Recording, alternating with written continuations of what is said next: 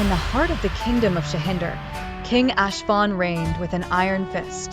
His rule was marked not by benevolence but by tyranny. The treasury overflowed with riches, yet the streets were filled with starving citizens.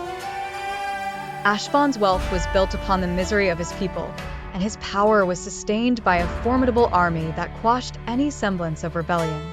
Enter Edmond, a knight whose reputation for justice and bravery was known far and wide. Hearing of the suffering in Shahindar, Edmond could not stand idly by. He donned his armor, mounted a steed, and set forth on a quest to confront King Ashfon and liberate the oppressed. Edmond's journey was fraught with challenges. The king's spies and soldiers littered the countryside, ready to report and repel any threat to the throne. But Edmond was no ordinary knight. His resolve was as unyielding as iron. Using his knowledge of the land and his skills in combat and strategy, Edmond outmaneuvered the king's forces, gaining the support of the common folk as he advanced.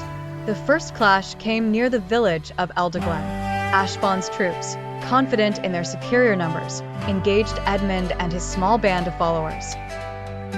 The battle was fierce, but Edmond's masterful tactics and sheer determination turned the tide. News of the victories spread rapidly, igniting hope among the downtrodden citizens of Shahindar. Emboldened by his initial success, Edmond pressed on towards the capital. Each encounter with the king's forces further eroded their morale and bolstered the rebellion. The knight's legend grew, and with it, the people's courage to defy Ashfon's tyrannical rule. Finally, Edmond stood before the grand gates of the royal palace, an assembly of revolutionaries at his back. The final confrontation loomed. Ashfon, desperate to cling to power, commanded his entire garrison to defend the throne. The ensuing battle shook the very foundations of the palace. Amidst the chaos, Edmond and Ashfon met face to face. The duel was a clash of ideals as much as it was of swords. As the fight raged on, it became clear that the king's strength was no match for Edmond's righteous fury. With a final, decisive blow, Edmond disarmed Ashfon, signaling the end of his reign. The people of Shahindar cheered as Edmond hoisted the fallen king's crown.